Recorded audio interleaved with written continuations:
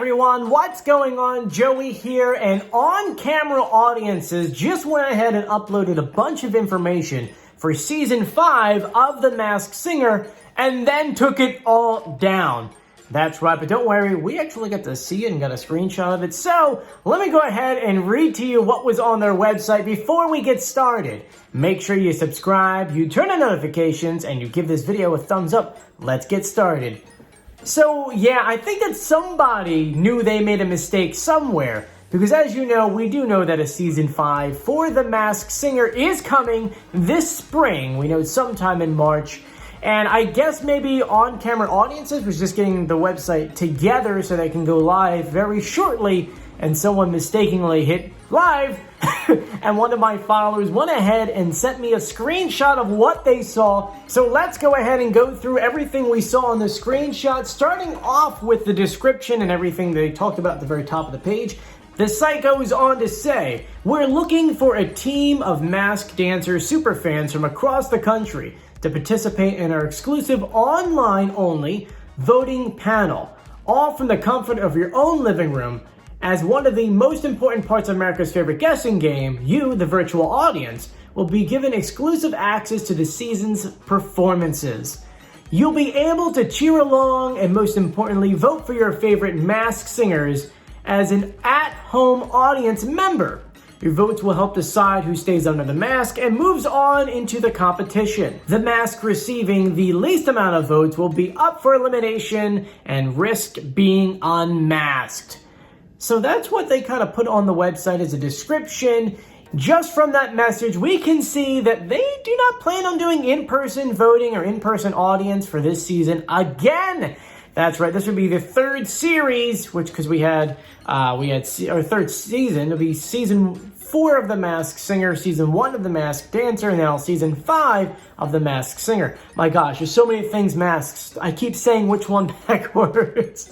But from this, you can learn that, yes, they're going to start filming very shortly, and then on top of that, they're doing it only from home. Now, the website does go on to say that they'll be doing the at-home voting for The Masked Singer starting in February 2021. So, we can assume that right now, this very moment, they are busy putting the costumes together, already working with the celebrities. They already know who's going to be under the mask. Of course, we don't know that yet. They probably already have the clues. They're actually, you know what? They'll probably start filming the clue packages starting in February as well. So keep an eye on the Masked Singer Men in Black Instagram because, you know, they like to give us some cool, juicy things right there. Now, if we follow the grand planning of how the show normally works, they normally start filming it, and then a few weeks later, roughly, we'll say 4 to 6 weeks later, we start actually seeing the show air. So if we follow that, that shows that it's either going to be the first Wednesday in March or the second Wednesday in March, which is either March 3rd or March 11th. Now, you're probably saying every other episode had a lead-in for a football game on a Sunday. Are we getting that? Well, the Super Bowl is in February, so football will not be going on at that point, so there is no lead-in for a Sunday. As you know, The Masked Singer, when it aired at Season 4, it was hosted by Fox, and we got 24 million viewers as a lead-in from the Super Bowl. But this year, even if we were, say, airing it during the Super Bowl or after the Super Bowl, Fox doesn't have the rights to the Super Bowl this year. I believe it's CBS or NBC, one of those other ones. So even if they were going to go ahead and start airing it after the Super Bowl, there would be absolutely no lead-in. And for the most part, people leave the TV on after the Super Bowl, which is probably why we had 24 million viewers. But anyway, my calculations is we'll probably have a March 11th premiere.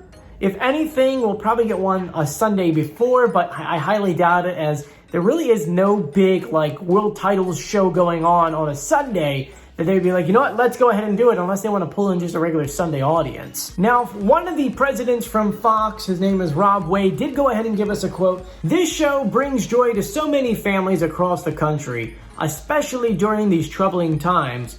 And we can't wait to get more celebrities suited up in crazy costumes for an hour of pure fun every single week. And I have to admit, that's what this show is. It is pure fun. It's a great distraction for pretty much everything that's going on in the world and in our lives.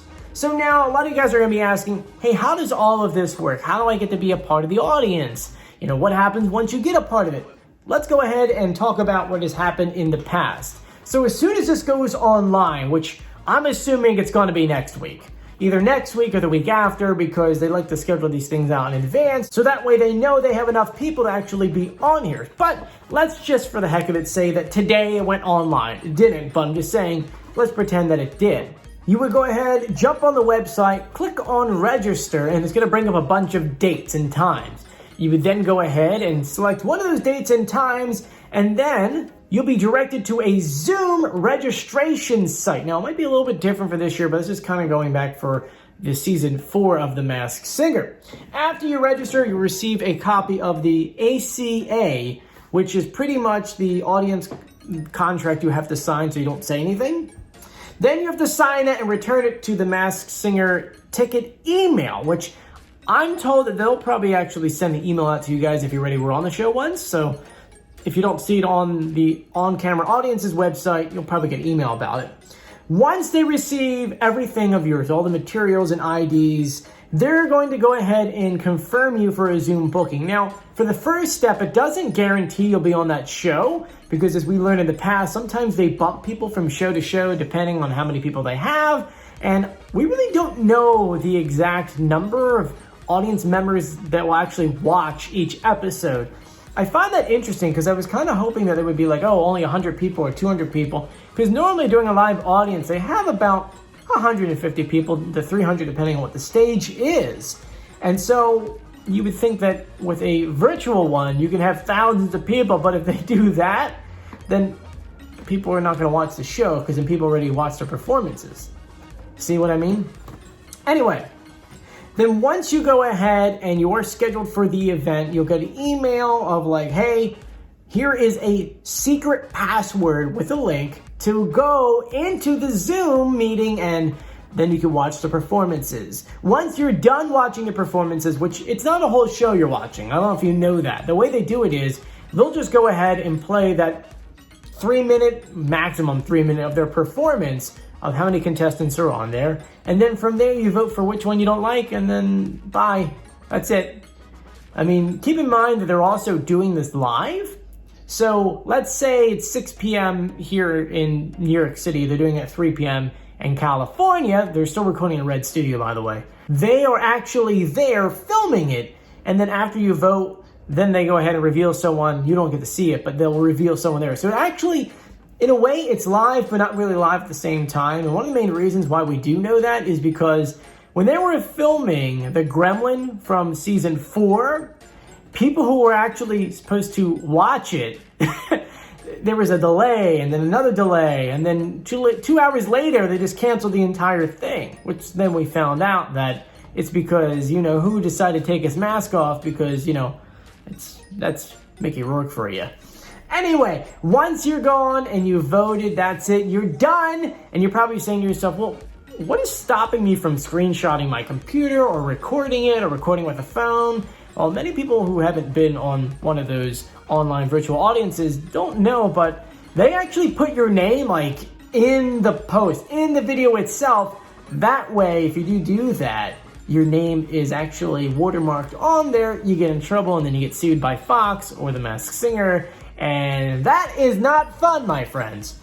Now, a few questions that we had gotten from you guys last year is, do you have to be a U.S. citizen? Yes. According to the rules for the past 2 seasons, you have to be a U.S. resident. I don't know why. I don't understand it, as this version is airing in Canada and Australia. So you would think that, like, hey, it makes sense. Can't they be a part of this somehow? And then on top of that, they're telling you can only attend 1 taping.